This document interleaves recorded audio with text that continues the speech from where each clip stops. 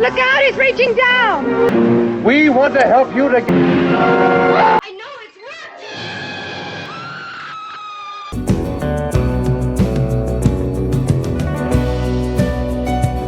You've got to do something about it, you've got... See? What happened, Doctor? To the green. The Thing from Another World, 1951. In the freezing Arctic, scientists find something frozen in the ice. An alien that feeds on blood. This black and white classic gave us one of the first truly scary movie monsters from space. The movie follows a group of researchers and military men trapped in their base with the tall, plant-like alien that just won't die. The creature, played by James Arness, terrorizes the team as they try to figure out how to destroy it. What made this movie special was how it built up the tension. You didn't see the monster right away, and the cramped, dark hallways made everything scarier. The movie was so good that John Carpenter remade it in 1982, but this original version still gives people chills today.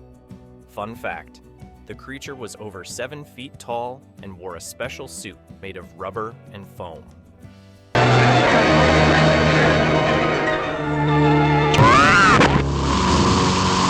The Day the Earth Stood Still, 1951. A flying saucer lands in Washington, D.C., and out steps Klaatu, an alien who looks just like us. He brings his robot Gort and a warning. Earth needs to stop being violent, or else powerful aliens will destroy us. This wasn't just a scary movie. It made people think about war and peace during the Cold War. Michael Rennie played Klaatu, the friendly but firm alien who tries to help humanity before it's too late. The movie gave us one of the most famous robots ever, Gort, who could shoot laser beams from his visor and couldn't be hurt by weapons.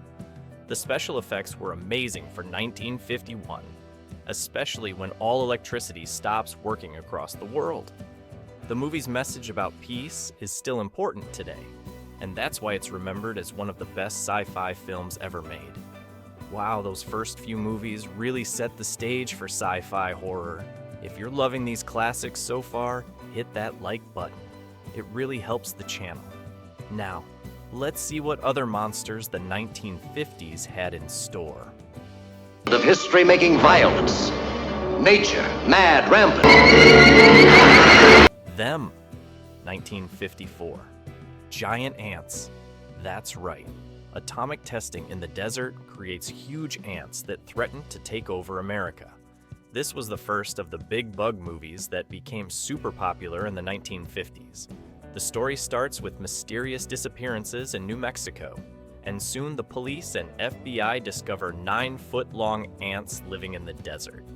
The ants were made with huge mechanical puppets, and even though they might look a bit fake today, they were terrifying to audiences in 1954. The movie follows the heroes as they track the ants from the desert to the Los Angeles sewers for a final battle. The sounds the ants made, a weird screeching noise, became famous and scared viewers even when they couldn't see the creatures. Them showed that even everyday insects could become monsters in the atomic age. Please, listen. If you don't, if you won't... This isn't just an ordinary... Invasion of the Body Snatchers, 1956. Something strange is happening in the small town of Santa Mira, California. People are claiming their loved ones aren't really themselves anymore. Dr. Miles Bennell discovers the terrifying truth. Aliens are replacing humans with perfect copies grown from giant pods. These pod people look exactly like the real person, but can't show any emotions. The movie follows Dr. Bennell as he tries to stay awake, because the aliens get you when you sleep, and warn others about the invasion. What makes this movie so scary is how it plays on our fears of not knowing who to trust. Even your best friend or family member could be one of them. The movie was shot in black and white, which makes the empty streets and blank faces of the pod people even creepier. It's still considered one of the best invasion movies ever made. One from his icy tomb. By the cruel intruder from the past. The Beast from 20,000 Fathoms, 1953. A nuclear bomb test in the Arctic wakes up a huge dinosaur called a Rhedosaurus, and now it's swimming toward New York City.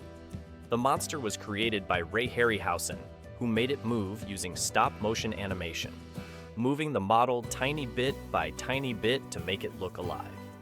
The beast crashes through buildings, eats people, and even destroys a roller coaster at Coney Island. But there's a bigger problem. The monster's blood is full of deadly germs that could kill everyone in the city. Scientists have to figure out how to stop it without spreading the disease. This was one of the first movies to show a giant monster attacking a city, and it inspired many others, including Godzilla. The scenes of the beast coming out of the water and walking through the streets of Manhattan were amazing for 1953. So real they almost touch you. It came from outer space, 1953. An amateur astronomer and his girlfriend witness a huge meteor crash in the Arizona desert. But it's not really a meteor. It's a damaged alien spaceship. Soon, people in town start acting weird and disappearing. The aliens can take over human bodies and make perfect copies of them.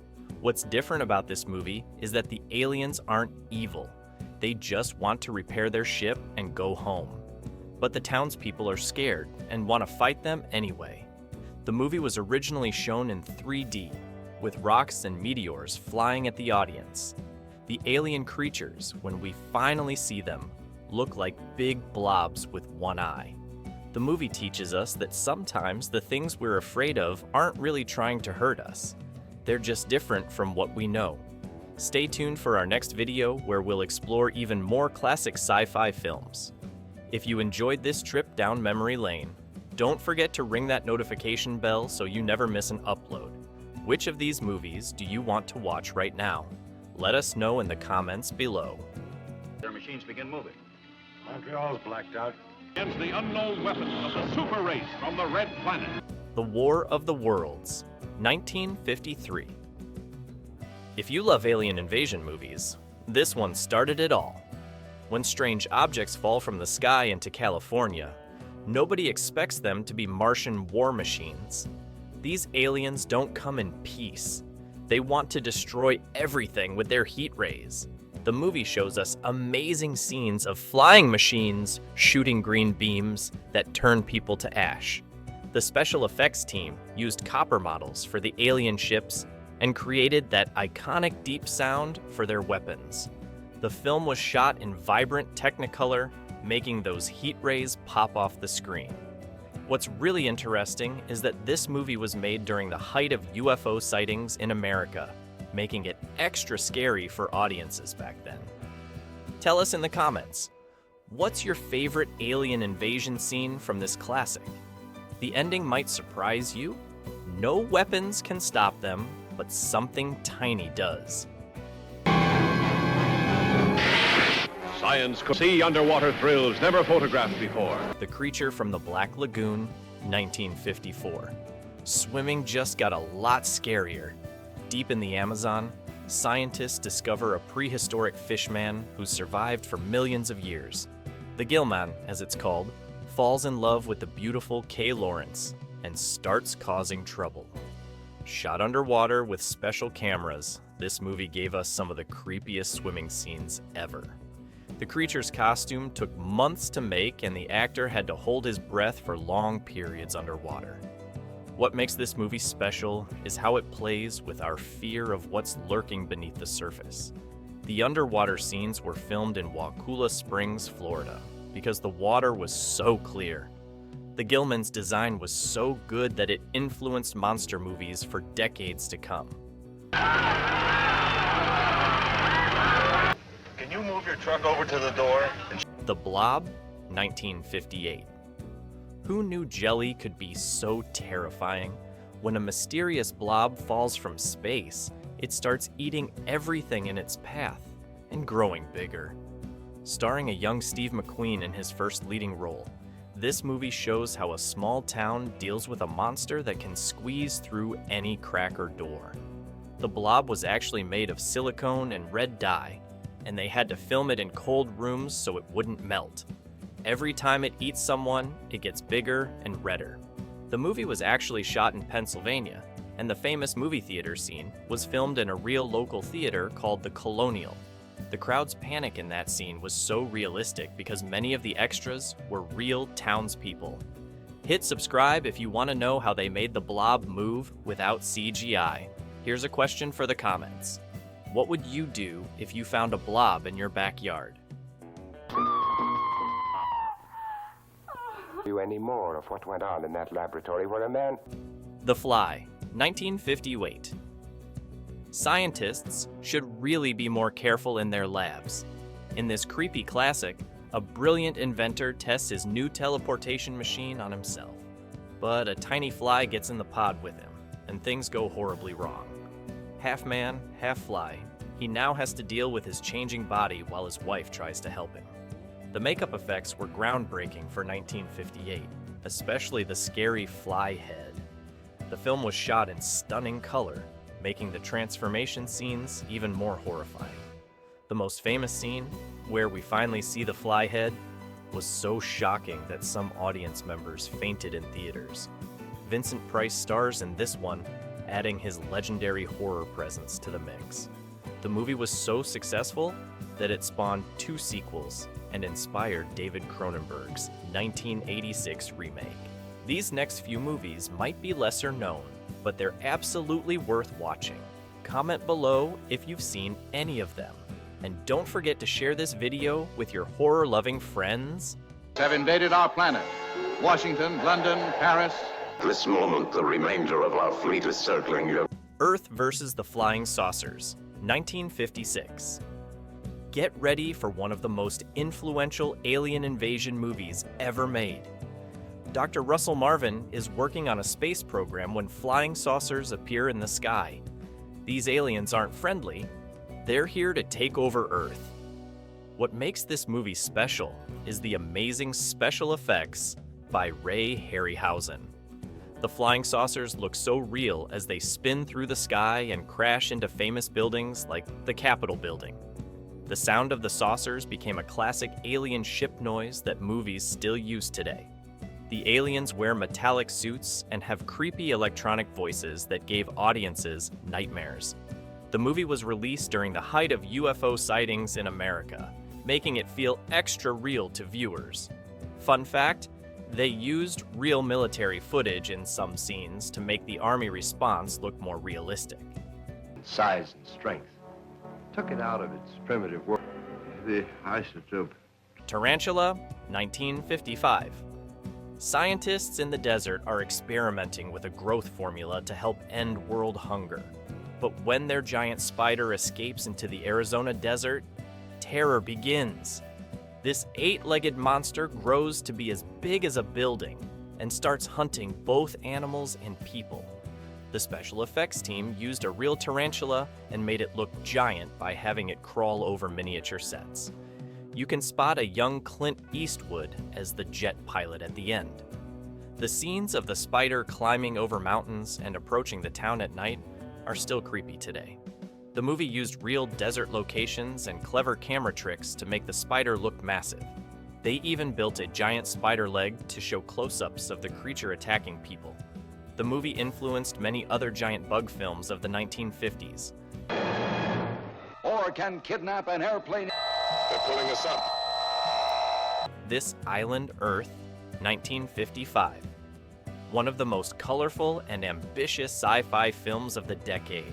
Dr. Cal Meacham receives mysterious parts to build a device and gets invited to join a secret group of scientists. He soon discovers his hosts are actually aliens from the dying planet Metaluna. Shot in vibrant Technicolor, this movie has some of the best special effects of its time. The Metalunans have huge foreheads and white hair, while their mutant servants look like bug-eyed monsters with exposed brains. The movie takes us to an alien planet with amazing sets and special effects. The scenes of atomic war on Metaluna feature glowing meteors and massive explosions. This was one of the first movies to show the inside of a flying saucer in full color.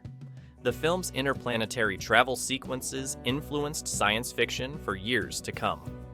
I don't want to grow anymore! Day and night. Look out, he's reaching down! The Amazing Colossal Man, 1957. Lieutenant Column Glenn Manning is exposed to plutonium radiation during a military test, and something incredible happens. He starts growing. This movie shows us his transformation from normal soldier to a 60-foot giant. The effects team used clever camera tricks and oversized props to make the actor look gigantic. As Manning grows, his mind begins to slip away, making him more dangerous. One of the most memorable scenes shows him terrorizing Las Vegas and throwing cars around like toys. The movie had a surprisingly emotional core, dealing with the trauma of soldiers and scientific experiments gone wrong. The scenes of doctors trying to help him while he keeps growing larger create real tension throughout the film. The movie ends with a dramatic showdown at Hoover Dam, using real location footage mixed with special effects. I'm not drunk! I'm not! You've got to believe... A wild driver, Harry. Attack of the 50-Foot Woman, 1958. Nancy Archer is a wealthy heiress who encounters a giant alien in the desert. After the encounter, she starts growing into a giant herself. Unlike other monster movies of the time, this one puts a woman at the center of the story. The movie follows Nancy as she deals with her unfaithful husband while growing to an enormous size. The special effects, while simple by today's standards, create some unforgettable scenes, especially when she rampages through town looking for her cheating husband. The movie uses interesting techniques like superimposition and large prop hands to create the illusion of a giant woman. The poster for this film became one of the most iconic images in science fiction history. Despite its low budget, the movie became a cult classic and inspired several remakes. Looks like the 1950s had a thing for transformation stories. Which of these changes would be worse? Let us know in the comments. Now, let's check out what happens when science goes wrong in other ways. On the gay sin spots of a great city. The H-Man, 1958. Here's a unique take on the atomic horror genre from Japan. When mysterious liquid creatures start dissolving people in Tokyo, the police think it's just gangster activity. But the truth is much scarier. Radiation has turned some people into liquid beings that can melt others on contact. The movie blends crime thriller elements with horror sci-fi, creating something totally different for its time. The effects team used clever lighting and practical effects to create the eerie melting scenes. Director Ishiro Honda, who also directed Godzilla, brings his signature style to this lesser-known gem. The neon-lit streets of Tokyo add atmosphere to the horror, especially during scenes where the liquid creatures hunt their victims. The film stands out for showing the effects of radiation in a different way from other atomic age movies. Oh, vampire at work. Does it come from another country, or its only warning is a weird, blood-chilling sound? Fiend Without a Face, 1958. Invisible creatures are attacking people at a military base near the Canadian border. These monsters turn out to be thought-made creatures, brought to life by atomic power from a nearby nuclear facility. What makes this movie special is its groundbreaking stop-motion effects, especially when the creatures finally become visible. They appear as crawling brains with spinal cord tails that can strangle their victims. The movie was quite shocking for its time, showing these creatures in graphic detail when they're shot or destroyed. The final battle scene features dozens of animated brain creatures attacking at once. Made on a small budget, the film proved that creative effects and solid storytelling could overcome financial limitations. British director Arthur Crabtree created genuine scares by keeping the monsters invisible for most of the movie, letting viewers' imaginations run wild. What's down there? I don't know. I never saw anything like it before. The Monster That Challenged the World, 1957. Deep in California's Salton Sea, atomic testing awakens giant prehistoric mollusks that start attacking people. The Navy gets involved when the monsters threaten nearby communities and water supplies. The creature effects were impressive for the time. They built full-size monster heads for close-up shots and smaller models for swimming scenes. Real Navy personnel and equipment appear in the film, adding authenticity to the military response scenes. Tim Holt stars as the Navy commander trying to stop these sea monsters before they multiply and spread through the state's water canals. The underwater photography creates real tension, especially when divers encounter the monsters in murky waters. The film stands out for its desert location and unique choice of monster. Giant mollusks were something audiences hadn't seen before. Silica, taking it right out of whatever it comes in. Stones, monoliths, into... The Monolith Monsters, 1957. Here's something different. The monsters in this movie are crystals. When a mysterious meteor crashes in the California desert, it breaks into pieces that grow into massive crystals when they touch water. These crystals don't just grow, they can turn people to stone. The special effects team created impressive scenes of giant crystalline structures growing and toppling over. The movie plays out like a science mystery, as locals try to figure out how to stop these strange space rocks. The threat feels unique because it's not a living creature, but a mindless force of nature. The film uses clever miniature work to show the crystals destroying buildings and threatening the town. Director John Sherwood creates real tension as a rainstorm approaches that could cause all the crystals to grow at once. This being, boneless, fleshless, almost invisible. What's wrong? In there, it was horrible. The Cosmic Man, 1959. As we wrap up our list, here's a thoughtful take on alien visitors. A mysterious sphere appears near a small town, and soon a strange man in black starts asking questions about human society. John Carradine plays the alien visitor who's studying Earth to decide if humans are ready for advanced knowledge. Unlike most alien movies of the era, this one focuses on dialogue and ideas rather than destruction. The film explores themes of science, war, and human nature through conversations between the alien and local scientists. While working with a low budget, the movie creates atmosphere through shadowy photography and Carradine's eerie performance.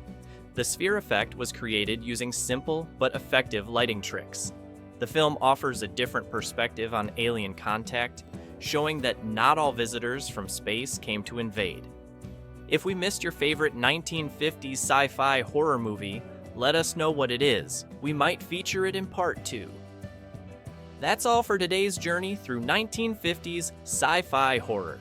If you enjoyed this trip down memory lane, make sure to smash that like button and hit subscribe. We've got tons more classic movie content coming your way. Don't forget to share your favorite 1950s monster in the comments below. And remember, keep watching the skies. See you in the next video.